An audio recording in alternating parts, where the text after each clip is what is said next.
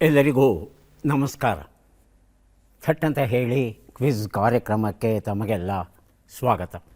ಈ ಶರದೀಯ ನವರಾತ್ರಿಯಲ್ಲಿ ದೇವಿಯ ಬಗ್ಗೆ, ನಾಡಿನ ಬಗ್ಗೆ, ಭಾಷೆಯ ಬಗ್ಗೆ, ಒಟ್ಟಾರೆ ನಮ್ಮ ಬದುಕಿನ ಬಗ್ಗೆ ಒಂದಷ್ಟು ಮಾಹಿತಿಯನ್ನು ತಿಳಿಸುವ ಆಸೆ.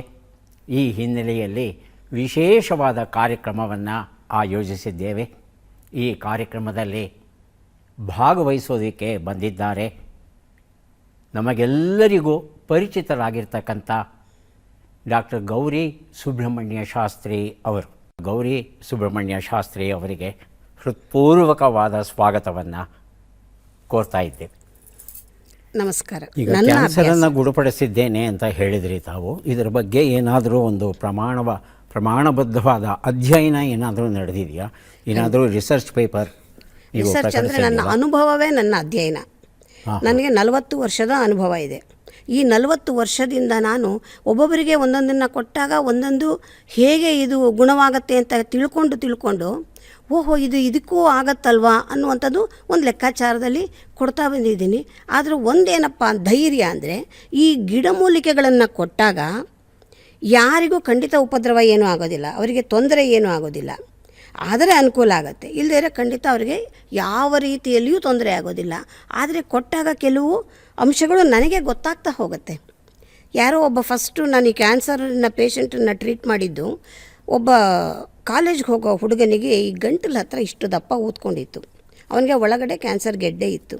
ಅವನಿಗೆ ಡಾಕ್ಟ್ರು ಅದು ಪಕ್ಕಕ್ಕೆ ಬಂದು ವೋಕಲ್ ಕಾರ್ಡ್ ಕವರ್ ಆಗಿ ಹೋಗ್ತಾ ಇದೆ, ಅದು ಮುಚ್ಚಿ ಹೋದರೆ ನಿನ್ನ ಪ್ರಾಣ ಹೋಗುತ್ತೆ, ಇದು ತಕ್ಷಣದಲ್ಲಿ ಸರ್ಜರಿ ಆಗಬೇಕು ಇದಕ್ಕೆ ಅನ್ನೋ ಮಾತನ್ನು ಹೇಳಿದರು. ಅವ್ರ ತಾಯಿ ನನ್ನ ಹತ್ರ ಔಷಧ ತೆಗೆದುಕೊಂಡು ತುಂಬ ವರ್ಷ ಗುಣಮುಖರಾಗಿ ಚೆನ್ನಾಗಿದ್ದರು. ಅವರು ಇಲ್ಲ ಬಾ ಅಂತ ಹೇಳಿ ಕರ್ಕೊಂಬಂದಾಗ ಅವನಿಗೆ ತೋರಿಸಿ ಎಲ್ಲ ಹೇಳಿದ್ರು.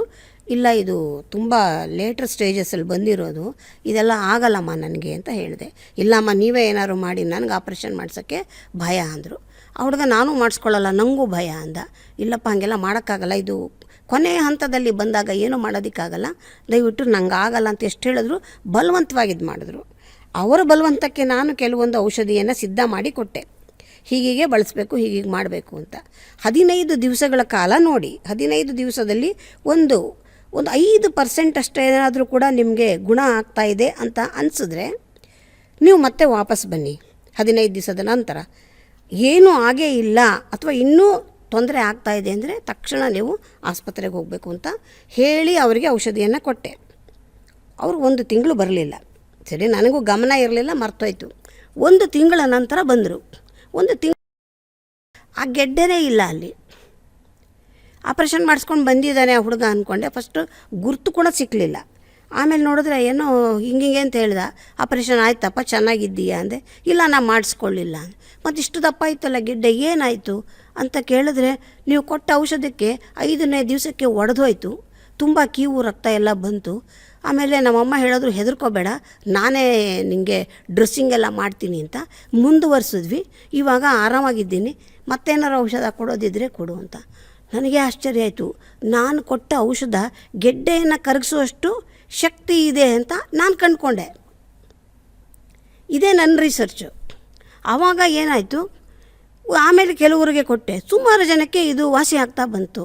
ಓಹೋ, ಇದರಲ್ಲಿ ಇಂತಹ ಶಕ್ತಿ ಅಡಗಿದೆ ಅನ್ನೋದನ್ನು ಹೀಗೆ ಅನುಭವದಲ್ಲಿಯೇ ನಾನು ಹೆಚ್ಚು ಕಡಿಮೆ ಕಲ್ತ್ಕೊಂಡಿರ್ತಕ್ಕಂತಹ ವೈದ್ಯವೆಲ್ಲವೂ ಅನುಭವದಲ್ಲಿಯೇ. ಮತ್ತು ಎಷ್ಟೊಂದು ಜನಕ್ಕೆ ಸಮಸ್ಯೆಗಳು ಹೇಳೋಕ್ಕೆ ಕೂಡ ಗೊತ್ತಾಗಲ್ಲ. ಯಾಕೆ ಅಂದರೆ ಒಬ್ಬೊಬ್ಬರು ಒಂದೊಂದು ಥರ ತಲೆ ಕೆಡಿಸ್ತಾರೆ. ಹೊರಗಡೆ ಜನ ಒಂದಾಗಿದೆ ಅಂದರೆ ಅದು ಹೀಗಿರಬೇಕು, ಅದು ಹಾಗಿರಬೇಕು ಅಂತ ಹೆದರಿಸೋರೇ ತುಂಬ ಜನ ಇರ್ತಾರೆ. ಆ ಥರ ಇದ್ದಾಗ ಕೆಲವೊಮ್ಮೆ ಟ್ರೀಟ್ ಮಾಡುವಾಗ ನಮಗೂ ಭಯ ಆಗುತ್ತೆ, ಮಾಡ್ಬೋದೋ ಮಾಡಬಾರ್ದ ಅಂತ. ಆದರೆ ನನ್ನ ಅನುಭವದ ಜೊತೆಯಲ್ಲಿ ನನಗೆ ಬಲವಾಗಿ ನಿಂತಿರ್ತಕ್ಕಂಥವ್ರು ಯಾರು, ನನಗೆ ಧೈರ್ಯವನ್ನು ತುಂಬುತ್ತಾ ಇರೋರು ಯಾರು? ನನ್ನ ಜೊತೆಯಲ್ಲಿರ್ತಕ್ಕಂತಹ ಮುಕ್ತಿನಾಗದೇವರು. ಅವರ ಒಂದು ಬೆಂಬಲದಲ್ಲಿ, ಅವರ ಒಂದು ಏನು ಹೇಳ್ಬಹುದು ಅಂದರೆ ಆಶೀರ್ವಾದದಲ್ಲಿ ನಾನು ಕೊಟ್ಟಂತಹ ಜನಕ್ಕೆ ಸಂಪೂರ್ಣವಾಗಿ ಗುಣಮುಖರಾಗೋದಕ್ಕೆ ಸಾಧ್ಯ ಆಗಿದೆ ಅನ್ನೋದನ್ನು ನಾನು ಕಂಡುಕೊಂಡಿದ್ದೀನಿ. ಯಾಕೆಂದರೆ ಪ್ರತಿಯೊಬ್ಬರಿಗೆ ಕೊಡಬೇಕಾದ್ರೂ ಸ್ವಾಮಿಯನ್ನು ಎದುರಿಗಿಟ್ಕೊಂಡು ಹೇಳಿಕೊಡ್ತೀನಿ, ನಾನು ಕೊಡ್ತಾಯಿದ್ದೀನಿ, ಮುಂದಿನದು ಕೆಲಸ ನಿನ್ನದು ಅಂತ. ಅದರಿಂದ ಕೊಟ್ಟ ಔಷಧಿಯೂ ಕೆಲಸ ಮಾಡಬಹುದು. ಆದರೆ ಎಲ್ಲಕ್ಕಿಂತ ಹೆಚ್ಚಾಗಿ ಅದಕ್ಕೆ ನಾನು ಎಲ್ಲರನ್ನೂ ಮುಕ್ತಿನಾಗ ದೇವಸ್ಥಾನಕ್ಕೆ ಬನ್ನಿ ಅಂತ ಕರಿತೀನಿ. ಕೆಲವರು ನೀವು ಬೆಂಗಳೂರಲ್ಲೇ ಎಲ್ಲರೂ ಕೂತ್ಕೊಂಡು ಹೇಳಬಾರ್ದಮ್ಮ, ನೀವಿಲ್ಲೇ ಹೇಳಿದ್ರೆ ನಮಗೆಲ್ಲ ಅನುಕೂಲ ಆಗುತ್ತೆ, ಅಷ್ಟು ದೂರ ಬರೋಕ್ಕಾಗಲ್ಲ ಅಂತಾರೆ. ನಾನು ವ್ಯಾಪಾರಕ್ಕೆ ಕೂತಿಲ್ಲ. ವ್ಯಾಪಾರಕ್ಕೆ ಕೂತ್ಕೊಳ್ಳೋದಾದರೆ MG ರೋಡಲ್ಲಿ ಒಂದು ಅಂಗಡಿ ಹಾಕ್ಕೊಂಡು ಕೂತ್ಕೋಬೋದು. ನಾನು ಮಾಡ್ತಾ ಇರೋದು ಭಗವಂತನ ಸೇವೆ ಅಂತ ಮಾಡ್ತಾಯಿದ್ದೀನಿ. ಹಾಗಾಗಿ ಇಷ್ಟ ಇದ್ದರೆ, ಬೇಕಾಗಿದ್ದರೆ ಮುಕ್ತಿನಾಗ ದೇವಸ್ಥಾನಕ್ಕೆ ಬನ್ನಿ. ಯಾರಿಗೂ ಬಲವಂತ ಮಾಡಲ್ಲ, ಬನ್ನಿ ಅಂತ ನಾನು ಕರೆಯಲ್ಲ. ಇದು ನನ್ನ ಕೆಲಸವೂ ಅಲ್ಲ. ನನಗೆ ಅವನೊಂದು ಕೆಲಸ ಕೊಟ್ಟಿದ್ದಾನೆ, ಒಂದು ಜವಾಬ್ದಾರಿ ಕೊಟ್ಟಿದ್ದಾನೆ, ನಾನು ಮಾಡ್ತಾಯಿದ್ದೀನಿ. ಈಗ ಮಧುಮೇಹಕ್ಕೆ ತಾವು ಔಷಧಿಯನ್ನು ಕೊಡ್ತಾ ಇದ್ದೀರಾ ಅಂತ ಕೇಳಿದ್ವಲ್ಲ, ಮಧುಮೇಹವನ್ನು ನಿಯಂತ್ರಿಸಬಹುದಾ, ಗುಣಪಡಿಸಬಹುದಾ? ಗುಣಪಡಿಸೋದಕ್ಕೆ ಸಾಧ್ಯವಿರೋದು ಹೇಗೆ ಅಂದರೆ, ಕೆಲವು ನಿಯಮಗಳನ್ನು ಅವರು ಸತತವಾಗಿ ಅವರು ಅನುಸರಿಸಬೇಕಾಗತ್ತೆ. ಅದಿಲ್ಲ ಅಂದಾಗ ಮತ್ತು ಇವತ್ತಿನ ಜೀವನ ಶೈಲಿ ಹೇಗೆ ಇದೆ ಅಂದರೆ, ಈ ಮಧುಮೇಹ ಯಾವುದರಿಂದ ಬರ್ತಕ್ಕಂತಹ ಸಮಸ್ಯೆ? ಇದು ಬರ್ತಕ್ಕಂಥದ್ದೇ ಇವತ್ತಿನ ಜೀವನ ಶೈಲಿ, ಮಾನಸಿಕ ಒತ್ತಡದಿಂದ ಬರ್ತಕ್ಕಂತಹ ಸಮಸ್ಯೆ ಇದು. ಈ ಮಾನಸಿಕ ಒತ್ತಡದಿಂದ ಬರುವಂತಹ ಸಮಸ್ಯೆಗೆ ನೀವು ಮಾನಸಿಕ ಒತ್ತಡವನ್ನು ಮೊದಲು ನಿಯಂತ್ರಣ ಮಾಡ್ಕೋಬೇಕು. ಅದನ್ನು ನಿಯಂತ್ರಣ ಮಾಡ್ಕೊಳ್ಳೋಕ್ಕೆ ಇವತ್ತಿನ ದಿವಸ ಸಾಧ್ಯವೇ ಇಲ್ಲದ ಪರಿಸ್ಥಿತಿಗೆ ನಾವು ತಲುಪಿಬಿಟ್ಟಿದ್ದೀವಿ. ಸಣ್ಣ ಮಗುವಿನಿಂದ ಮುದುಕರವರೆಗೆ ಎಲ್ಲರಿಗೂ ಅವರದೇ ಆದಂತಹ ಅತ್ಯಂತ ಆತಂಕ, ಒತ್ತಡ, ಭಯ, ಜೀವನದಲ್ಲಿ ಹೆಜ್ಜೆಜ್ಜೆಗೂ ಭಯ ಎಲ್ಲವೂ ಇದೆ. ಹೀಗೆಲ್ಲ ಇರುವಾಗ ಮಧುಮೇಹವನ್ನು ಗುಣಪಡಿಸ್ತೀನಿ ಅಂತ ಯಾವ ಧೈರ್ಯದಲ್ಲಿ ಹೇಳಲಿಕ್ಕೆ ಸಾಧ್ಯ? ಹಾಗಾಗಿ ಇವತ್ತಿನ ಕಾಲಮಾನಕ್ಕೆ ನಿಯಂತ್ರಣವನ್ನು ಅಚ್ಚುಕಟ್ಟಾಗಿ ಮಾಡಬಹುದು. ಮತ್ತು ಕೆಲವು ನಿಯಂತ್ರಿಸೋದಕ್ಕೆ ಸುಲಭವಾಗಿರ್ತಕ್ಕಂಥದ್ದು, 10 ಪೈಸೆ ಖರ್ಚಿಲ್ಲದೆ ಇರತಕ್ಕಂತಹ ಗಿಡಗಳನ್ನು ನಾನೇ ತೋರಿಸಿ ಜನ ಉಪಯೋಗ ಮಾಡ್ತಾಯಿದ್ದಾರೆ. ಒಂದು ಅಜ್ಜಿ ಬಂದರು ಒಂದು ದಿವಸ, ಯಾವುದೋ ಒಂದು ದೊಡ್ಡ ಪ್ಲ್ಯಾಟ್ಫಾರ್ಮ್ ಮೇಲೆ ಒಂದು ಫಂಕ್ಷನ್ ನಡೀತಿತ್ತು, ಅಲ್ಲಿದ್ದೆ ನಾನು. ಅಲ್ಲಿಗೆ ಅಜ್ಜಿ ಹತ್ಕೊಂಡ್ಬಂದು ನಾನು ಮಾತಾಡಲೇಬೇಕು ಅಂತ ಅವ್ರು ಬಿಡಲ್ಲ ಅಂತ. ಆದರೂ ಬಂದು ನನಗೆ ಪ್ರತಿ ತಿಂಗಳು ಅದೆಷ್ಟೋ 106 ರೂಪಾಯಿ ಖರ್ಚಾಗ್ತಾಯಿತ್ತು ನನಗೆ ಔಷಧಿಗೆ, ನೀವು 4 ಎಲೆ ಬಳಸಿ ನನಗೆ ಒಂದು ಔಷಧಿ ಮಾಡ್ಕೊಳ್ಳೋದು ಟಿ ವಿಯಲ್ಲಿ ತೋರಿಸಿದ್ರಿ ನೀವು, ನಾನು ಮಾಡ್ಕೊಂಡಿದ್ದೀನಿ, ನನಗೆ 1 ರೂಪಾಯಿ ಖರ್ಚೇ ಮಾಡ್ತಾಯಿಲ್ಲ, ದಿನಾಗ್ಲೂ ನೀವು ಹೇಳಿರೋದನ್ನೇ ಮಾಡಿಕೊಂಡು ಸೇವನೆ ಮಾಡ್ತಾಯಿದ್ದೀನಿ, ಆರಾಮಾಗಿದ್ದೀನಿ ಅಂತ. ನಮ್ಮ ಸುತ್ತಮುತ್ತ ಇರತಕ್ಕಂತಹ ಪರಿಸರದಲ್ಲಿರೋ ಎಲೆಗಳನ್ನು, ಬಳ್ಳಿಗಳನ್ನು ಉಪಯೋಗಿಸ್ಕೊಂಡು ದಿನನಿತ್ಯದಲ್ಲಿ ಸರಿಪಡಿಸ್ಕೊಳ್ಳೋಕ್ಕಾದರೆ ಅದಕ್ಕೆ ಚಿಂತೆ ಮಾಡಬೇಕಾದ ಅವಶ್ಯಕತೆ ಇಲ್ಲ. ಅದರಿಂದ ಆದರೆ ಮಾಡ್ಕೋತಾ ಇರಬೇಕು. ಸಾಮಾನ್ಯವಾಗಿ ಒಂದು ಕುಟುಂಬದಲ್ಲಿ ಇರ್ತಕ್ಕಂಥ ಜನ ತಮ್ಮ ಆರೋಗ್ಯವನ್ನು ಕಾಪಾಡ್ಕೋಬೇಕಾದ್ರೆ ಯಾವ ರೀತಿಯ ಸೊಪ್ಪುಗಳನ್ನು, ಹಣ್ಣುಗಳನ್ನು, ತರಕಾರಿಗಳನ್ನು ನಿತ್ಯ ಬಳಸಿದ್ರೆ ಒಳ್ಳೆಯದು? ಪ್ರತಿನಿತ್ಯದಲ್ಲಿ ನಮ್ಮ ಸುತ್ತಮುತ್ತ ಇರ್ತಕ್ಕಂಥ ಬರೀ ಸೊಪ್ಪುಗಳೇ ಸಾಕು, ಎಲೆಗಳೇ ಸಾಕು. ಒಂದು ದೊಡ್ಡ ಪತ್ರೆ ಎಲೆ ಅಂಶವನ್ನು ಶಮನ ಮಾಡ್ತಕ್ಕಂಥದ್ದು, ಒಂದು ನುಗ್ಗೆ ಸೊಪ್ಪು ಉಷ್ಣಾಂಶದಿಂದ ಕೂಡಿರ್ತಕ್ಕಂಥದ್ದು, ಯಾವುದೇ ರೀತಿಯ ಮಾನಸಿಕ ಒತ್ತಡವನ್ನು ತಡೆಯುವಂತಹ ಶಕ್ತಿ ಇರುವಂಥದ್ದು, ನರಗಳನ್ನು ಬಲಪಡಿಸ್ತಕ್ಕಂಥದ್ದು, ಒಂದು ದಂಟಿನ ಸೊಪ್ಪು ಎಷ್ಟಿದೆ ಅಂದರೆ, ಒಬ್ಬ ನಾನ್ ವೆಜಿಟೇರಿಯನ್ ತಿನ್ನುವಾಗ ಎಷ್ಟು ಅಂಶ ಸಿಕ್ಕತ್ತೆ ಅಷ್ಟು ಅಂಶ ಒಬ್ಬ ಸಸ್ಯಾಹಾರಿಗೆ ಕೇವಲ ದಂಟಿನ ಸೊಪ್ಪಿನಲ್ಲಿ ಸಿಕ್ಕತ್ತೆ.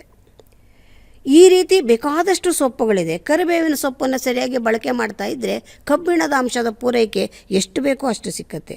ಒಂದು ಅಗಸೆ ಸೊಪ್ಪನ್ನು ಬಳಕೆ ಮಾಡ್ತಾ ಇದ್ದರೆ, ಹಿಂದೆ ಎಲ್ಲ ದ್ವಾದಶಿ ದಿವಸ ಕಡ್ಡಾಯವಾಗಿ ಅಗಸೆ ಸೊಪ್ಪನ್ನು ಬಳಕೆ ಮಾಡ್ತಾಯಿದ್ವು. ನಾವು ಮೊದಲಿಗೆಲ್ಲ ಸುಮ್ಮನೆ ನಾವು ಗಾಂಧಿ ಬಜಾರಲ್ಲಿ ಸಂಜೆ ನಡ್ಕೊಂಡು ಹೋದರೆ ಅಗಸೆ ಸೊಪ್ಪು ಕಾಣಿಸೋದು. ಅಗಸೆ ಸೊಪ್ಪು ನೋಡಿದ ತಕ್ಷಣ ನಾಳೆ ದ್ವಾದಶಿ, ಅಗಸೆ ಸೊಪ್ಪು ನೋಡಿಯೇ ನಾಳೆ ದ್ವಾದಶಿ ಅಂತ ಗೊತ್ತಾಗುವ ಮಟ್ಟಕ್ಕೆ ಇತ್ತು ನಮ್ಮ ಸಂಸ್ಕೃತಿ. ಅದನ್ನು ಯಾವಾಗ ದ್ವಾದಶಿ ದಿವಸ ನೀವು ಅಗಸೆ ಸೊಪ್ಪನ್ನು ಬಳಕೆ ಮಾಡ್ತೀರಾ, ಹಿಂದಿನ ದಿವಸ ಏಕಾದಶಿ ಮಾಡಿದರೆ, ಇವತ್ತು ಅವೆಲ್ಲ ಮರೆ ಆಗ್ತಾಯಿದೆ, ಮಾಡಿದಾಗ ಏನಾಗುತ್ತೆ, ದಿನವಿಡೀ ಖಾಲಿ ಹೊಟ್ಟೆ ಇದ್ದಾಗ ಸ್ವಲ್ಪ ವಾಯು ಶೇಖರಣೆ ಆಗೇ ಇರುತ್ತೆ. ಆ ವಾಯು ಶೇಖರಣೆ ಆಗಿದ್ದಾಗ ಮಾರನೇ ಬೆಳಿಗ್ಗೆ ಅಗಸೆ ಸೊಪ್ಪನ್ನು ತಿಂದಾಗ ಆ ವಾಯುವನ್ನೆಲ್ಲ ಹೊರದೂಡುವಂತಹ ಕೆಲಸವನ್ನು ಆ ಸೊಪ್ಪು ಮಾಡಿಕೊಡುತ್ತೆ. ಬೇಕಾಗೇ ಇಲ್ಲ ಬೇರೆ ಮಾತ್ರೆಗಳು, ಇಷ್ಟು ಅಗಸೆ ಸೊಪ್ಪು ಸಾಕು. ಅಗಸೆ ಸೊಪ್ಪು ಸಿಕ್ಕಲೇ ಇಲ್ಲ ಇವತ್ತಿನ ಕಾಲಮಾನಕ್ಕೆ. ಬೆಟ್ಟದ ನಲ್ಲಿಕಾಯಿ ಎಲ್ಲ ಕಡೆ ಸಿಕ್ಕತ್ತೆ. ಬೆಟ್ಟದ ನಲ್ಲಿಕಾಯಿ ಅನ್ನುವಂಥದ್ದು ಈ ಭೂಮಿ ಮೇಲೆ ಇರತಕ್ಕಂತಹ ಒಂದು ವರ. ಭಗವಂತ ನಮಗಾಗಿ ಎಲ್ಲವನ್ನು ಕೊಟ್ಟುಬಿಟ್ಟಿದ್ದಾನೆ. ಏನೇನು ಬೇಕೋ, ಯಾವ್ಯಾವ ಸಮಸ್ಯೆ ಹುಟ್ಟಿದೆಯೋ ಹುಟ್ಟತ್ತೆ, ಹೊಸದಾಗಿ ಹುಟ್ಟುವಂತಹ ಸಮಸ್ಯೆಗಳಿಗೆ ಎಲ್ಲಕ್ಕೂ ಕೂಡ ಈ ಪರಿಸರದಲ್ಲಿ ಎಲ್ಲಕ್ಕೂ ಒಂದು ಔಷಧಿ ಇದೆ, ಸಸ್ಯಗಳಿದೆ, ಮೂಲಿಕೆಗಳಿದೆ, ಎಲ್ಲವೂ ಇದೆ. ನಾವು ಸರಿಯಾಗಿ ಬಳಕೆ ಮಾಡ್ಕೋತಾ ಇಲ್ಲ. ಈ ಬೆಟ್ಟದ ನೆಲ್ಲಿಕಾಯಿ, ಒಂದು ಬೆಟ್ಟದ ನೆಲ್ಲಿಕಾಯಿ ಹಿಂದೆ ಎಲ್ಲ ಒಣಸಿಟ್ಕೊಂಡಿರೋರು, ನೀರಲ್ಲಿ ನೆನೆಸೋರು, ಅದನ್ನು ಚೆನ್ನಾಗಿ ಮೊಸರಲ್ಲಿ ಕಿವುಚ್ಬಿಟ್ಟು ಒಂದು ಒಗ್ಗರಣೆ ಹಾಕ್ಕೊಡೋರು. ದ್ವಾದಶಿ ದಿವಸ ಬೆಳಗ್ಗೆ ಅದು ತಿಂದರೆ ಯಾವ ಗ್ಯಾಸ್ಟ್ರಿಕ್ಕೂ ಬರೋಲ್ಲ, ಯಾವ ಆ್ಯಸಿಡಿಟಿನೂ ಬರೋಲ್ಲ. ಈಗ ಆಯುರ್ವೇದ ಔಷಧಗಳನ್ನು ಕೊಡ್ತಾ ಆ ಔಷಧಗಳನ್ನು ಕೊಡೋ ಪ್ರಕ್ರಿಯೆಯಲ್ಲಿ ಜ್ಯೋತಿಷವನ್ನು ತಾವು ಬಳಸ್ತೀರಾ? ಜ್ಯೋತಿಷದ ಸಹಾಯದಿಂದ ಇವರಿಗೆ ಇಂತಹದ್ದೇ ಔಷಧ ಹಿಡಿಸುತ್ತೆ ಅನ್ನೋ ಏನಾದರೂ ಒಂದು ಪರಿಕಲ್ಪನೆ ಉಂಟಾ? ಇರುತ್ತೆ, ಖಂಡಿತವಾಗಿಯೂ ಇರುತ್ತೆ. ಆವಾಗ ಏನು ಮಾಡಬಹುದು ಅಂದರೆ, ಸುಮ್ಮನೆ ಸಣ್ಣ ಉದಾಹರಣೆ, ಯಾರಿಗೋ ಒಬ್ರಿಗೆ ಹಾರ್ಟ್ ಅಟ್ಯಾಕ್ ಆಗಿದೆ ಅಥವಾ ಹಾರ್ಟಲ್ಲಿ ಬ್ಲಾಕೇಜ್ ಇದೆ ಅಂತ ರಿಪೋರ್ಟ್ ಬಂದಿರುತ್ತೆ. ಅವರು ಬಂದು ಎದುರಿಗೆ ಕೂತ್ಕೊಂಡಾಗ ಈ ಹೃದಯಕ್ಕೆ ಸಂಬಂಧಪಟ್ಟಂತಹ ಸಮಸ್ಯೆಗಳು ಯಾರ ಮುಖಾಂತರ ಬರುತ್ತೆ? ನಮ್ಮ ಗ್ರಹಗತಿಗಳಲ್ಲಿ ರವಿ ದುರ್ಬಲನಾಗಿದ್ದಾಗ ಬರ್ತಕ್ಕಂತಹ ಸಮಸ್ಯೆ, ಅಥವಾ ರವಿಯ ಗೋಚಾರದಲ್ಲಿ ಏನಾದರೂ ಬದಲಾವಣೆ ಆದಾಗ, ಅಥವಾ ರವಿಗೆ ಏನಾದರೂ ಬೇರೆ ಗ್ರಹಗಳ, ನೀಚ ಗ್ರಹಗಳ ದೃಷ್ಟಿ ಇದ್ದಾಗ, ಈ ಥರ ಏನಾದರೂ ಇದ್ದಾಗ ಹೃದಯಕ್ಕೆ ಸಮಸ್ಯೆ ಬರುತ್ತೆ. ಸುಮಾರು ಜನ ಹೇಳ್ತಾರೆ, ಮೊನ್ನೆವರೆಗೂ ಚೆನ್ನಾಗಿದ್ರು, ಇದ್ದಕ್ಕಿದ್ದಾಗೆ ಹಾರ್ಟ್ ಅಟ್ಯಾಕ್ ಆಗಿ ಹೋಗ್ಬಿಡ್ತು ಅಂತ. ಅಂತಲೇ ಈ ರೀತಿ ಆಗೋದಕ್ಕೆ ಗ್ರಹಗಳು ಕೂಡ ಕೆಲವೊಮ್ಮೆ ಕಾರಣವಾಗುತ್ತೆ. ಆಗೇನು ಮಾಡಬೇಕು? ಔಷಧಿ ಕೊಡುವಾಗ ಒಂದಷ್ಟು ಗೋಧಿ ದಾನ ಕೊಡಮ್ಮ, ಭಾನುವಾರ ಒಂದು 21 ಭಾನುವಾರ ಕೊಡು ಅಂದರೆ ಔಷಧಿಯೂ ಕೆಲಸ ಮಾಡ್ತಾ ಇದೆ, ಜೊತೆಯಲ್ಲಿ ಗ್ರಹಗಳಿಂದ ಬರ್ತಾ ಇರ್ತಕ್ಕಂತಹ ಸಮಸ್ಯೆಗೆ ಪರಿಹಾರವೂ ಆಗ್ತಾ ಇದೆ. ಎರಡೂ ಬೆರೆತಾಗ ಒಂದು 6 ತಿಂಗಳಿಗೂ ವಾಸಿಯಾಗೋದು 2 ತಿಂಗಳಲ್ಲಿ ವಾಸಿಯಾಗುತ್ತೆ. ಹಾಗಾಗಿ ಅದನ್ನು ಕೂಡ ನಾವು ಜ್ಯೋತಿಷ್ಯ ಅದರೊಳೇನಾಗುತ್ತೆ ಬಿಡು, ಇದೆಲ್ಲ ಮೂಢನಂಬಿಕೆ, ಆ ಥರ ಯೋಚನೆ ಮಾಡೋ ಬದಲು ಅದು ಕೂಡ ಪ್ರಿವೆನ್ಷನ್ನು. ಇದರಲ್ಲಿ ಪ್ರಿವೆನ್ಷನ್ನು ಜ್ಯೋತಿಷ್ಯದ ಮುಖಾಂತರವೂ ಸಿಕ್ಕತ್ತೆ ನಮಗೆ. ಹಾಗಾಗಿ ಇದು ನಾವು ಜ್ಯೋತಿಷ್ಯವನ್ನು ಅವಲಂಬಿಸಿದಾಗ ಏನಾಗುತ್ತೆ ಅಂದರೆ, ಮುಂದೆ ಬರ್ತಕ್ಕಂತಹ ಸಮಸ್ಯೆಗಳನ್ನು ತಪ್ಪಿಸಲಿಕ್ಕೆ ಸಾಧ್ಯವಾಗುತ್ತೆ. ಪೂರ್ಣವಾಗಿ ಅಲ್ಲದೇ ಇದ್ರೂ ಕೂಡ ಎಚ್ಚೆತ್ತುಕೊಳ್ಳೋಕ್ಕಂತೂ ಸಾಧ್ಯವಾಗುತ್ತೆ. ನಮ್ಮ ಹಿರಿಯರು ಒಂದೊಂದು ಹಬ್ಬದ ಸಂದರ್ಭದಲ್ಲಿ ಒಂದೊಂದು ವಿಶೇಷ ವಸ್ತುವನ್ನು ಬಳಸೋದಕ್ಕೆ ಹೇಳ್ತಾರೆ. ಉದಾಹರಣೆಗೆ ಸಂಕ್ರಾಂತಿ ಬಂತು ಅಂದರೆ ಎಳ್ಳು ಬೆಲ್ಲ ನೀವು ತಿನ್ನಲೇಬೇಕು ಅಂತಾರೆ. ಹಾಗೆ ಉಗಾದಿ ಬಂದರೆ ಬೇವು ಬೆಲ್ಲ ಕಡ್ಡಾಯ. ಹಾಗೆ ಈ ನವರಾತ್ರಿಯ ಸಂದರ್ಭದಲ್ಲಿ ನಾವು ಬಳಸಬಹುದಾದಂಥ ವಿಶೇಷವಾದ ಸಸ್ಯಗಳು, ತರಕಾರಿಗಳು, ಹಣ್ಣುಗಳು, ಈ ಬಗ್ಗೆ ಏನಾದರೂ ಉಂಟಾ? ಇದ್ದರೆ ತಿಳಿಸ್ಕೊಡಿ, ನಮ್ಮ ವೀಕ್ಷಕರಿಗೆ ಬಹಳ ಬಹಳ ಸಹಾಯವಾಗುತ್ತೆ. ಈ ನವರಾತ್ರಿ ಅಂತಕ್ಕಂಥದ್ದು ಮಹಿಷಮರ್ಧಿನಿ ಮತ್ತು ಕಾಳರಾತ್ರಿಯ ಸ್ವರೂಪದಲ್ಲಿರ್ತಕ್ಕಂತಹ ದುರ್ಗಾದೇವಿಯನ್ನು ಆರಾಧನೆ ಮಾಡ್ತಕ್ಕಂತಹ ಕಾಲ ಈ ನವರಾತ್ರಿ. ಶರತ್ಕಾಲದಲ್ಲಿ ಬರ್ತಕ್ಕಂಥದ್ದು ಶರನ್ನವರಾತ್ರಿ. ಈ ನವರಾತ್ರಿ ಬರುವಂಥದ್ದು ಆಶ್ವಯುಜ ಮಾಸದಲ್ಲಿ ಬರುವಂತಹ ಹಬ್ಬ. ಈ ಹಬ್ಬಗಳನ್ನು ಮಾಡೋದೇನೆ ನಾವು ಹೇಗೆ ನಮ್ಮ ಪೂರ್ವಿಕರು ಮಾಡಿದ್ದಾರೆ ಅಂದರೆ, ಪ್ರಕೃತಿಗೆ ಅನುಗುಣವಾಗಿ, ಋತುಗಳಿಗೆ, ಕಾಲಚಕ್ರಕ್ಕೆ ಅನುಗುಣವಾಗಿ ಈ ಹಬ್ಬಗಳನ್ನು ಒಂದು ನಮಗಿಂತಹ ಹಬ್ಬ ಅಂತ ಹೇಳಿ ರೂಪುರೇಷೆಗಳನ್ನು ಮಾಡಿಕೊಟ್ಟಿರ್ತಕ್ಕಂಥದ್ದು. ಪ್ರತಿಯೊಂದು ಹಬ್ಬಕ್ಕೂ ಹಿನ್ನೆಲೆ ಇದೆ.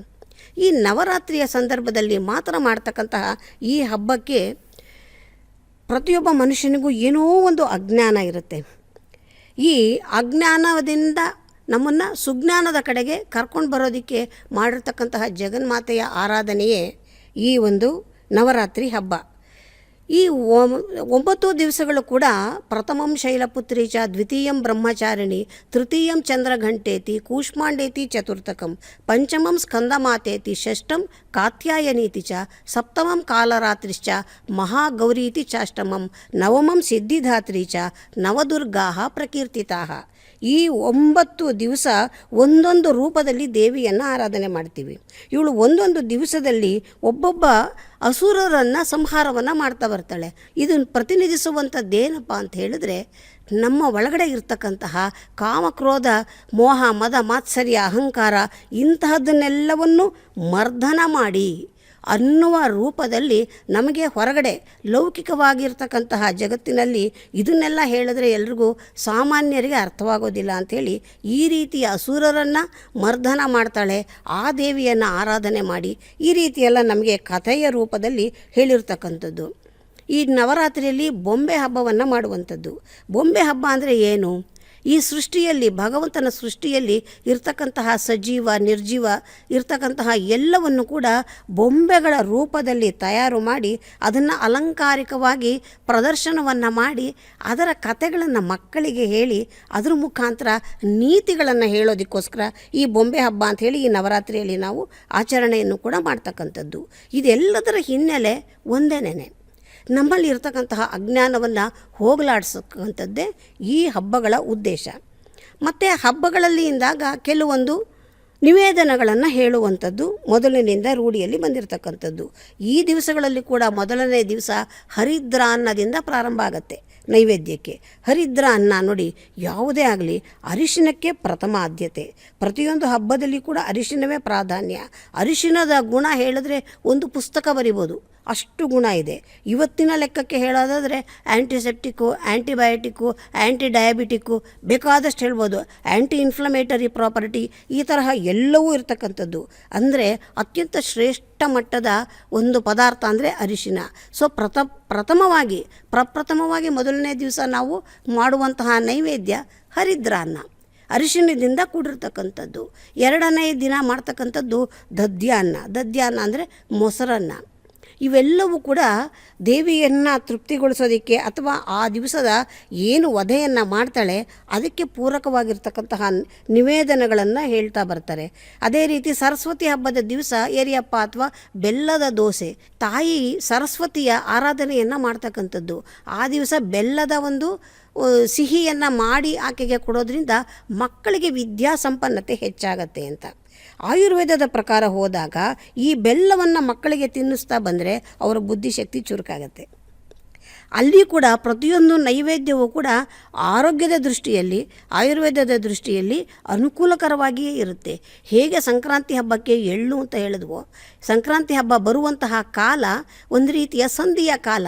ಚಳಿಗಾಲ ಹೋಗ್ತಾ ಇರುತ್ತೆ, ಬೇಸಿಗೆ ಕಾಲ ಬರ್ತಾ ಇರುತ್ತೆ. ಆವಾಗ ಈ ಎಳ್ಳಿನ ಅವಶ್ಯಕತೆ ಶರೀರಕ್ಕೆ ಅವಶ್ಯಕತೆ ಇರುತ್ತೆ, ಜಿಡ್ಡಿನ ಅವಶ್ಯಕತೆ ಇರುತ್ತೆ. ಆ ಎಳ್ಳಿನಲ್ಲಿ ಸೇರಿಸುವಂಥದ್ದು ಕಡಲೆಕಾಯಿ ಬೀಜ, ಕೊಬ್ಬರಿ, ಎಳ್ಳು. ಕೊಬ್ಬರಿಯಲ್ಲೂ ಎಣ್ಣೆ ಇದೆ, ಕಡಲೆಕಾಯಿ ಬೀಜದಲ್ಲೂ ಎಣ್ಣೆ ಇದೆ, ಮತ್ತು ಎಳ್ಳಿನಲ್ಲೂ ಎಣ್ಣೆ ಇದೆ. ಈ ಎಣ್ಣೆಯ ಅಂಶ ಚರ್ಮಕ್ಕೆ ಬೇಕು, ಚರ್ಮ ಒಡೆಯುವಂತಹ ಕಾಲ ಅದು. ಆ ಸಂಧಿ ಕಾಲದಲ್ಲಿ ಇದನ್ನು ತಿಂದಾಗ ಏನಾಗುತ್ತೆ, ಚರ್ಮದಲ್ಲಿ ಬಿರುಕುಗಳು ಬರೋದಿಲ್ಲ, ಒಡೆಯೋದಿಲ್ಲ. ಈ ಥರ ನಮ್ಮ ಪೂರ್ವಿಕರು ಎಷ್ಟು ಬುದ್ಧಿವಂತರು ಅಂದರೆ ಪ್ರತಿಯೊಂದು ಹಬ್ಬಕ್ಕೂ ಕೂಡ ಏನನ್ನು ನಿವೇದನವನ್ನಾಗಿ ಕೊಡ್ತಾರೆ. ನೀವೇನು ಅರ್ಥ ಮಾಡ್ಕೊಳ್ದೇ ಇದ್ರೂ ಪರವಾಗಿಲ್ಲ, ಸುಮ್ಮನೆ ಮಾಡ್ಕೊಂಡು ತಿನ್ನಿ, ನಿಮಗೆ ಆರೋಗ್ಯ ಲಭಿಸುತ್ತೆ. ಅಮ್ಮ, ನೀವು ಮಾತಾಡ್ತಾ ಇದ್ದರೆ ಕೇಳ್ತಾನೇ ಇರಬೇಕು ಅಂತ ಅನಿಸುತ್ತೆ. ಮುಗಿಯೋದಿಲ್ಲ. ಆದರೆ ನಮ್ಮದು ಥಟ್ಟಂತೆ ಹೇಳಿ ಕಾರ್ಯಕ್ರಮ. ಹೌದು, ಒಂದಷ್ಟು ಪ್ರಶ್ನೆಗಳನ್ನು ಕೇಳಲೇಬೇಕು. ಖಂಡಿತ. ತಾವು ಸಿದ್ಧ ಅಂದರೆ ಒಂದಷ್ಟು ಪ್ರಶ್ನೆಗಳನ್ನು ಕೇಳ್ತೇನೆ. ಹೇಳಿ. ತಾವು ಎಷ್ಟು ಸರಿ ಉತ್ತರ ಕೊಟ್ಟರು ಅಷ್ಟು ಪುಸ್ತಕಗಳು ತಮಗೆ ಸಿಗುತ್ತೆ. ತಕ್ಷಣ ನನಗೂ ಥಟ್ಟಂತ ಹೊಳೆದಿದ್ದನ್ನು ಹೇಳ್ತೀನಿ. ಬಹಳ ಸರಳವಾದ ಪ್ರಶ್ನೆಗಳು. ಓಕೆ, ಸಿದ್ಧವಾ? ಖಂಡಿತ. ಆರಂಭಿಸಬಹುದಾ? ಖಂಡಿತ. ಮೊದಲ ಪ್ರಶ್ನೆ. ನವರಾತ್ರಿಯ ಮೊದಲನೆಯ ದಿನದಂದು ದೇವಿಯನ್ನು ಶೈಲಪುತ್ರಿ ಎಂದು ಆಚರಿಸುತ್ತೇವೆ. ಈಕೆಯ ತಂದೆ ಯಾರು? ದಕ್ಷ, ಹಿಮವಂತ? ಹಿಮವಂತ. ಮುಂದಿನ ಪ್ರಶ್ನೆ. ಎರಡನೆಯ ದಿನದಂದು ಬ್ರಹ್ಮಚಾರಿಣಿ ರೂಪದಲ್ಲಿ ಆರಾಧನೆ. ಬ್ರಹ್ಮಚಾರಿಣಿ ಶಿವನನ್ನು ಮದುವೆಯಾಗಲು ಎಷ್ಟು ವರ್ಷ ತಪಸ್ಸು ಮಾಡಿದಳು? 5,000 ವರ್ಷ, 10,000 ವರ್ಷ? 5,000 ವರ್ಷ. ಮುಂದಿನ ಪ್ರಶ್ನೆ. ಮೂರನೆಯ ದಿನದಂದು ಚಂದ್ರಗಂಠ ರೂಪದಲ್ಲಿ ಆರಾಧನೆ. ಈಕೆಯ ವಾಹನವು ಯಾವುದು? ನರಿ, ತೋಳ? ತೋಳ. ಮುಂದಿನ ಪ್ರಶ್ನೆ. ನಾಲ್ಕನೆಯ ದಿನದಂದು ಕೂಷ್ಮಾಂಡ ದೇವಿಯ ಆರಾಧನೆ. ಈಕೆಯು ಎಲ್ಲಿ ನೆಲೆಸಿದ್ದಾಳೆ? ಸೂರ್ಯ ಸಿಂಹಾಸನ, ಚಂದ್ರ ಸಿಂಹಾಸನ? ಸೂರ್ಯ. ಮುಂದಿನ ಪ್ರಶ್ನೆ. ಐದನೆಯ ದಿನದಂದು ಸ್ಕಂದಮಾತಾ ರೂಪದಲ್ಲಿ ಆರಾಧನೆ. ಆಕೆಯ ತೊಡೆಯ ಮೇಲೆ ಯಾರು ಕುಳಿತಿದ್ದಾರೆ? ಗಣಪತಿಯೋ, ಷಣ್ಮುಖನೋ? ಷಣ್ಮುಖ, ಸ್ಕಂದ ಅವನೇನೆ. ಮುಂದಿನ ಪ್ರಶ್ನೆ. ಆರನೆಯ ದಿನ ಕಾತ್ಯಾಯಿನಿ ರೂಪದಲ್ಲಿ ಆರಾಧನೆ. ದಕ್ಷಿಣ ಭಾರತದಲ್ಲಿ ಕಾತ್ಯಾಯಿನಿಯನ್ನು ಯಾವ ರೂಪದಲ್ಲಿ ಆರಾಧಿಸುತ್ತಾರೆ? ಕಾಮಾಕ್ಷಿ, ಕನ್ಯಾಕುಮಾರಿ? ಕನ್ಯಾಕುಮಾರಿ. ಮುಂದಿನ ಪ್ರಶ್ನೆ. ಏಳನೆಯ ದಿನ ಕಾಳರಾತ್ರಿಯ ರೂಪದಲ್ಲಿ ಆರಾಧನೆ. ಈಕೆಯ ಮೊದಲ ಪ್ರಸ್ತಾಪ ಎಲ್ಲಿ ಬರುತ್ತದೆ? ಮಹಾಭಾರತವೋ, ರಾಮಾಯಣವೋ? ಮಹಾಭಾರತ. ಮುಂದಿನ ಪ್ರಶ್ನೆ. ಎಂಟನೆಯ ದಿನ ಮಹಾಗೌರಿ ರೂಪದಲ್ಲಿ ಆರಾಧನೆ. ಕಾಳರಾತ್ರಿಯೋ ಯಾವ ನದಿಯಲ್ಲಿ ಸ್ನಾನ ಮಾಡಲು ಬಂಗಾರ ವರ್ಣದ ಗೌರಿ ಆಗಿ ಪರಿವರ್ತನೆ ಆದಳು? ಯಮುನಾ ನದಿಯಲ್ಲ, ಗಂಗಾ ನದಿಯಲ್ಲ? ಗಂಗಾ ನದಿ. ಗಂಗಾ ನದಿ. ಮುಂದಿನ ಪ್ರಶ್ನೆ. ಒಂಬತ್ತನೆಯ ದಿನ ಸಿದ್ಧಿದಾತ್ರಿ ರೂಪದಲ್ಲಿ ಆರಾಧನೆ. ಈಕೆ ಅಷ್ಟಸಿದ್ಧಿಗಳನ್ನು ಮೊದಲು ಯಾರಿಗೆ ನೀಡಿದಳು? ತ್ರಿಮೂರ್ತಿಗಳಿಗ, ಹನುಮಂತನಿಗ? ತ್ರಿಮೂರ್ತಿಗಳು. ತ್ರಿಮೂರ್ತಿಗಳಿಗೆ. ಕೊನೆಯ ಪ್ರಶ್ನೆ ಈಗ ಬಂತು. ಈ ದೇವಿಯನ್ನು ಗುರುತಿಸಬೇಕಾಗುತ್ತೆ. ಚಿತ್ರವನ್ನು ನೋಡೋಣ. ಚಿತ್ರ ಈಗ ಬಂದಿದೆ. ಕಾಳರಾತ್ರಿ. ಕಾಳರಾತ್ರಿ. ಧೂಮವತಿ, ಕಾಳರಾತ್ರಿ ಅಂತ ಎರಡು ಆಯ್ಕೆ ಇದೆ. ಕಾಳರಾತ್ರಿ ಅಂತ ತಾವು ಹೇಳ್ತಾ ಇದ್ದೀರಿ. ಹೌದು. ಈಗ ಎಷ್ಟು ಪ್ರಶ್ನೆಗಳಿಗೆ ಸರಿಯಾದ ಉತ್ತರ ನೀಡಿದ್ದೀರಿ ಅನ್ನೋದನ್ನು ನೋಡೋಣ. ಮೊದಲ ಪ್ರಶ್ನೆಗೆ ಉತ್ತರ ಹಿಮವಂತ ಸರಿಯಾದ ಉತ್ತರ ಆಗಿತ್ತು. ದಕ್ಷಿಣ ಮಗಳು ಸತಿ ಆಗಿದ್ಲು. ಸತಿ ಅಗ್ನಿ ಪ್ರವೇಶ ಆದಮೇಲೆ ಆಕೆ ಶೈಲಪುತ್ರಿಯಾಗಿ ಹುಡ್ತಾಳೆ. ಪರ್ವತರಾಜನ ಮಗಳು ಪಾರ್ವತಿ ನಮಗೆಲ್ಲ ಗೊತ್ತಿರುವಂಥ ವಿಚಾರ. ಹೇಮಾವತಿ ಅನ್ನೋದು ಸಹ ಆಕೆಯ ಮತ್ತೊಂದು ಹೆಸರು. ಎರಡನೇ ಪ್ರಶ್ನೆಗೆ ಉತ್ತರ 5,000 ವರ್ಷಗಳ ಕಾಲ ಈಕೆ ಬ್ರಹ್ಮಚಾರಣಿಯಾಗಿ ತಪಸ್ಸನ್ನು ಮಾಡಿದ್ಲು ಅಂತ ಹೇಳ್ತಾರೆ. ತಾರಕಾಸುರನನ್ನು ನಿಗ್ರಹಿಸೋದಕ್ಕೆ ಕಾಮನನ್ನು ಕಳಿಸ್ತಾರೆ. ಮುಂದೆ ಏನೆಲ್ಲ ಆಯಿತು ನಮಗೆ ಗೊತ್ತಿರುವಂಥ ವಿಚಾರ. ಮೂರನೇ ಪ್ರಶ್ನೆಗೆ ಉತ್ತರವನ್ನು ನೋಡೋಣ. ತೋಳ ಅಂತ ತಾವು ಹೇಳಿದ್ರಿ, ಉತ್ತರ ಸರಿಯಾಗಿದೆ. ಜಾತಕಾಸುರ ಅಂತ ಒಬ್ಬ ರಾಕ್ಷಸ, ಈತ ಬಾವಲಿ ರೂಪದಲ್ಲಿ ಆಕ್ರಮಣ ಮಾಡ್ತಾನೆ ಪಾರ್ವತಿಯ ಮೇಲೆ. ಆಗ ಆಕೆ ಈ ಚಂದ್ರಗಂಠ ರೂಪವನ್ನು ತಳೆದು, ಆ ಘಂಟಾ ಶಬ್ದದಿಂದ ಇಲ್ಲಿ ಬಹಳ ಸೂಕ್ಷ್ಮವಾದ ವೈಜ್ಞಾನಿಕ ಅಂಶ ಗಳಿಸಬೇಕು. ಬಾವಲಿಗಳು ಹಾರಾಟ ಮಾಡೋದು ತಮ್ಮ ವಿಶೇಷವಾದ ಅತೀತ ಶಬ್ದಗಳ ಸಹಾಯದಿಂದ ಅಲ್ಟ್ರಾಸೌಂಡ್ ತರಂಗಗಳನ್ನು ಬಳಸ್ಕೊಂಡು ಅವು ಹಾರುತ್ತವೆ. ಹಾಗಾಗಿ ಗಂಟೆಯನ್ನು ವಿಶೇಷವಾಗಿ ಬಾರಿಸಿದಾಗ ಆ ಶಬ್ದ ತರಂಗಗಳು ಈ ರಾಕ್ಷಸನನ್ನು ನಿಗ್ರಹಿಸಿತು ಅನ್ನೋ ಒಂದು ಸುಳುಹು ಸಿಗುತ್ತೆ. ಜೊತೆಗೆ ತೋಳಗಳು ಆ ರಾಕ್ಷಸನನ್ನು ಕೊಲ್ಲೋದಕ್ಕೆ ಸಹಾಯ ಮಾಡುತ್ತಂತೆ ಈ ಒಂದು ಯುದ್ಧದಲ್ಲಿ. ಹಾಗಾಗಿ ಚಂದ್ರಗಂಠ ತೋಳವನ್ನು ತನ್ನ ವಾಹನವನ್ನಾಗಿ ಮಾಡಿಕೊಂಡಿದ್ದಾಳೆ ಅನ್ನೋ ಒಂದು ವಿವರಣೆ ದೊರೆಯುತ್ತೆ. ಮುಂದಿನ ಪ್ರಶ್ನೆಗೆ ಹೋಗೋಣ. ಸೂರ್ಯ ಸಿಂಹಾಸನ, ಉತ್ತರ ಸರಿಯಾಗಿದೆ. ಯಾಕಂತ ಹೇಳ್ತಂದರೆ 4ನೇ ದಿನದಂದು ಕೂಷ್ಮಾಂಡ ದೇವಿ ಯಾರಿದ್ದಾಳೆ ಆಕೆ ಇಡೀ ಬ್ರಹ್ಮಾಂಡವನ್ನು ಸೃಷ್ಟಿ ಮಾಡಿದವಳು. ಕತೆ ಬಹಳ ದೊಡ್ಡದಿದೆ. ಒಂದು ಘಟ್ಟದಲ್ಲಿ ಸೂರ್ಯನ ನಡುವೆ ಹೋಗಿ ತಾನೇ ಕೂತು ತನ್ನ ಸ್ವಪ್ರಭೆಯಿಂದ ಸೂರ್ಯನಿಗೆ ಶಕ್ತಿಯನ್ನು ಕೊಟ್ಟು ಇಡೀ ಜಗತ್ತು ಬೆಳಗುವ ಹಾಗೆ ಮಾಡ್ತಾಳೆ. ಹಾಗಾಗಿ ಸೂರ್ಯ ಸಿಂಹಾಸನದಲ್ಲಿ ಆಕೆ ಇರ್ತಾಳೆ ಅನ್ನೋ ನಂಬಿಕೆ ನಮ್ಮದು. ಮುಂದಿನ ಪ್ರಶ್ನೆಗೆ ಉತ್ತರವನ್ನು ನೋಡೋಣ. ತಾವು ಹೇಳಿದಾಗೆ ಷಣ್ಮುಖ. ಆಕೆಯ ಚಿತ್ರವನ್ನು ನೋಡ್ತು ಅಂದರೆ 6 ಮುಖಗಳ ಮುದ್ದು ಮಗು ಆ ತಾಯಿಯ ತೊಡೆಯ ಮೇಲೆ ಇರುತ್ತೆ. ಪೂಜೆ ಮಾಡಿದಾಗ ಇಬ್ಬರಿಗೂ ಒಟ್ಟೊಟ್ಟಿಗೆ ನಾವು ಮಾಡ್ತೇವೆ. ಹೀಗೆ ಒಟ್ಟೊಟ್ಟಿಗೆ ಇಬ್ಬರೂ ದೇವರಿಗೆ ಪೂಜೆ ಮಾಡುವಂಥ ಒಂದು ಅಪರೂಪದ ಸನ್ನಿವೇಶ ಇಲ್ಲಿ ದೊರೆಯುತ್ತೆ. ಮುಂದಿನ ಪ್ರಶ್ನೆಗೆ ಉತ್ತರವನ್ನು ನೋಡೋಣ. 6ನೇ ಪ್ರಶ್ನೆ. ಕನ್ಯಾಕುಮಾರಿ ಕಾತ್ಯಾಯನಿಯ ಮತ್ತೊಂದು ರೂಪ ಅಂತ ನಾವು ಭಾವಿಸ್ತೇವೆ. ಕಾತ್ಯಾಯನಿ ಅತ್ಯಂತ ಉಗ್ರ ದೇವತೆ, ಚಂಡಿ ಚಾಮುಂಡಿಯ ಹಾಗೆ ಆಕೆಯೂ ಸಹ ಉಗ್ರಳು. ಆದರೆ ಅಷ್ಟೇ ಸುಕೋಮಲ ಮನಸ್ಸನ್ನು ಉಳ್ಳಂಥ ತಾಯಿ. ಕನ್ಯಾಕುಮಾರಿಯಾಗಿ ದಕ್ಷಿಣ ಭಾರತದ ತುದಿಯಲ್ಲಿ ಆಕೆ ನೆಲೆಸಿದ್ದಾಳೆ. ಮುಂದಿನ ಪ್ರಶ್ನೆಗೆ ಉತ್ತರವನ್ನು ನೋಡೋಣ. 7ನೇ ದಿನದಂದು ಕಾಳರಾತ್ರಿಯ ರೂಪದಲ್ಲಿ ಆರಾಧಿಸ್ತೇವೆ. ಮಹಾಭಾರತದಲ್ಲಿ ಮೊದಲ ಪ್ರಸ್ತಾಪ ಬರುತ್ತೆ. ಮಹಾಭಾರತದಲ್ಲಿ ಅಶ್ವತ್ಥಾಮ ರುದ್ರನ ಶಕ್ತಿ ಪಾಂಡವರನ್ನು ಕೊಲ್ತೇನೆ ಅಂತ ಎಲ್ಲರನ್ನೂ ಕೊಲ್ತಾ ಹೋದಾಗ ಆಗ ಅಲ್ಲಿ ಕಾಣಿಸ್ಕೋತಾಳಂತೆ ಕಾಳರಾತ್ರಿ. ಆ ಕಾಳರಾತ್ರಿಯ ವಿವರಣೆ ನಮಗೆ ಮಹಾಭಾರತದಲ್ಲಿ ಮೊದಲ ಬಾರಿಗೆ ದೊರೆಯುತ್ತೆ. ಇಡೀ ದೇಹ ಕಪ್ಪು ಬಣ್ಣ ಕಾಳರಾತ್ರಿ ಅಂದರೆ. ಆಕೆಯ ಬಗ್ಗೆ ಈಗಾಗಲೇ ತಾವು ಮಾತಾಡಿದ್ದೀರಿ. ಮುಂದಿನ ಪ್ರಶ್ನೆಗೆ ಹೋಗೋಣ. ಗಂಗಾ ನದಿಯಲ್ಲಿ ಉತ್ತರ ಸರಿಯಾಗಿದೆ. ಮಹಾಸರಸ್ವತಿ ಅಥವಾ ಅಂಬಿಕೆ ಶುಂಭ ನಿಶುಂಭರನ್ನು ಕೊಂದು ಮಹಾಗೌರಿ ಆಗ್ತಾಳೆ. ಕಪ್ಪು ಬಣ್ಣದ ಆಕೆ ಈ ಗಂಗಾ ನದಿಯಲ್ಲಿ ಸ್ನಾನ ಮಾಡಿದಾಗ ಇಡೀ ದೇಹ ಬಂಗಾರದ ವರ್ಣವನ್ನು ತಳೆಯುತ್ತೆ ಅಂತ ಹೇಳ್ತೇವೆ. ಆಕೆಯನ್ನು ಗೌರಿ ಅಂತ ನಾವು ಕರಿತೇವೆ. ದುರ್ಗಾಷ್ಟಮಿಯ ದಿನದಂದು ಈಕೆಯ ಆರಾಧನೆ ಮಾಡೋದುಂಟು. 9ನೇ ಪ್ರಶ್ನೆಗೆ ಉತ್ತರ ಈಗ ಬಂತು. ತ್ರಿಮೂರ್ತಿಗಳು. ಯಾಕಂದರೆ ತ್ರಿಮೂರ್ತಿಗಳನ್ನು ಸೃಷ್ಟಿ ಮಾಡಿದವಳೇ ಆದಿಶಕ್ತಿ. ಹಾಗಾಗಿ ಈ ಅಷ್ಟಸಿದ್ಧಿಗಳು ಅಂತ ಏನಿವೆ ಅದನ್ನು ಮೊದಲು ತ್ರಿಮೂರ್ತಿಗಳಿಗೆ ಕೊಡ್ತಾಳೆ. ಇವತ್ತಿಗೂ ಸಹ ಸಾಧಕರು ಯಾವುದೇ ಸಿದ್ಧಿಯನ್ನು ಪಡಿಬೇಕಾದರೆ ವಿಶೇಷವಾಗಿ ಸಿದ್ಧಿದಾತ್ರಿಯನ್ನು ಆರಂಭಿಸುವ ಒಂದು ಪದ್ಧತಿಯನ್ನು ಇಟ್ಕೊಂಡಿದ್ದಾರೆ. ಕೊನೆಯ ಪ್ರಶ್ನೆ ಈಗ ಬಂತು. ಕಾಳರಾತ್ರಿ ಈಗಾಗಲೇ ಉತ್ತರ ಕೊಟ್ಟಿದ್ದೀರಿ. ಹಾಗಾಗಿ ತಾವು 10 ಪ್ರಶ್ನೆಗಳಿಗೆ ಸರಿಯಾದ ಉತ್ತರ ಕೊಟ್ಟಿದ್ದೀರಿ. ಎಲ್ಲ ಪುಸ್ತಕಗಳು ತಮಗೆ ಖಂಡಿತ ಸಿಗುತ್ತೆ. ಕಾರ್ಯಕ್ರಮವನ್ನು ಮುಗಿಸುವ ಸಮಯವೂ ಬರ್ತಾ ಇದೆ. ಆದರೆ ಮುಗಿಸೋದಕ್ಕೆ ಮೊದಲು ಒಂದು ಮಾರ್ಗದರ್ಶನ ತಮ್ಮಿಂದ ಬೇಕು ನಮಗೆ. ನವರಾತ್ರಿ ಹಬ್ಬವನ್ನು ಆಚರಿಸಬೇಕು, ದೇವಿಯನ್ನು ಪೂಜಿಸಬೇಕು, ಆಕೆಯ ಒಲುಮೆಯನ್ನು ಗಳಿಸ್ಕೋಬೇಕು ಅನ್ನೋ ಆಸೆ ಪ್ರತಿಯೊಬ್ಬರಿಗೂ ಇರುತ್ತೆ. ಆದರೆ ಈಕೆಯ ಆರಾಧನೆ ಬಹಳ ದುಬಾರಿಯಾದದ್ದು, ಕ್ಲಿಷ್ಟವಾದದ್ದು, ಸಂಕೀರ್ಣವಾದದ್ದು, ಜನಸಾಮಾನ್ಯರಿಗೆ ಸಾಧ್ಯವಿಲ್ಲ. ಹೀಗೆಲ್ಲ ಕೆಲವು ಭಯಗಳು ಉಂಟು.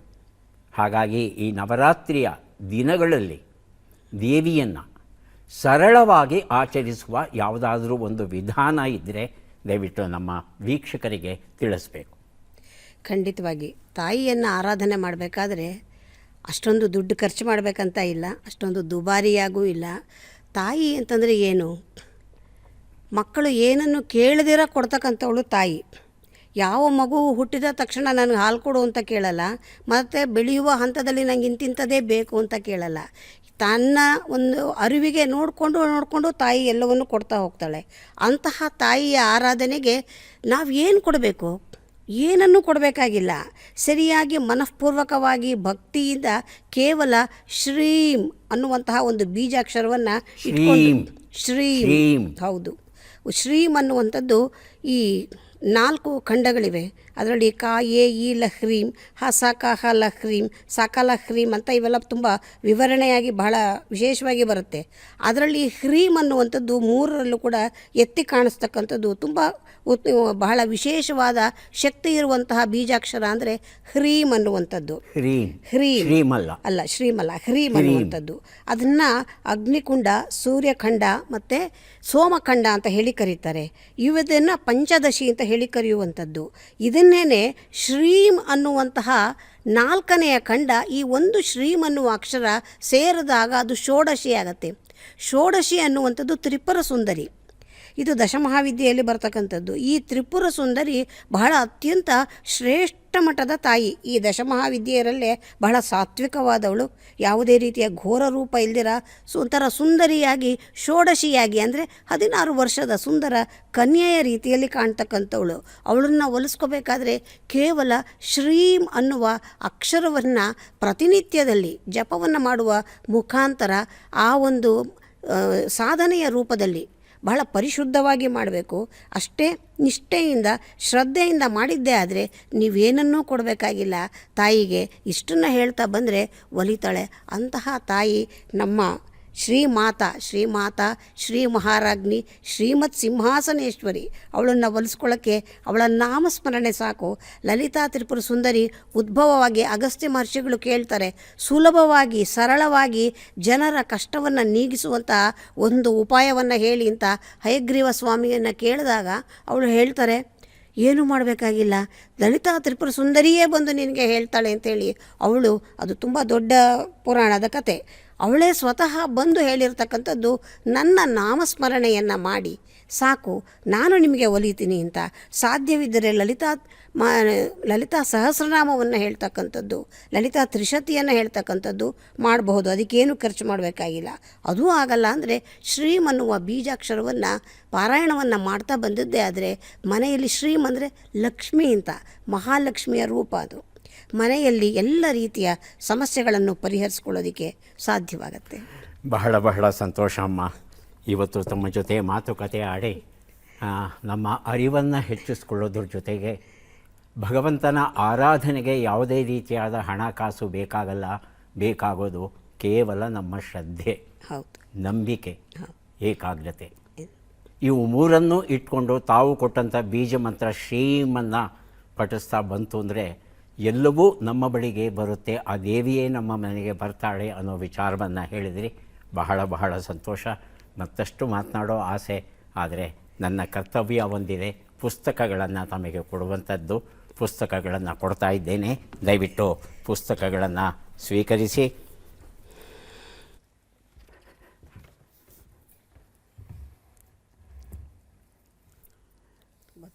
ಬಹಳ ದೂರದಿಂದ ನಮ್ಮ ಕಾರ್ಯಕ್ರಮಕ್ಕೆ ಬಂದು ನಮ್ಮ ಜೊತೆ ಒಂದಷ್ಟು ಸಮಯವನ್ನು ಕಳೆದು ದೇವಿಯ ಬಗ್ಗೆ, ಆರೋಗ್ಯದ ಬಗ್ಗೆ, ಆಯುರ್ವೇದದ ಬಗ್ಗೆ, ಜ್ಯೋತಿಷದ ಬಗ್ಗೆ ನಮ್ಮ ಅರಿವನ್ನು ಹೆಚ್ಚಿಸಿದ್ದೀರಿ.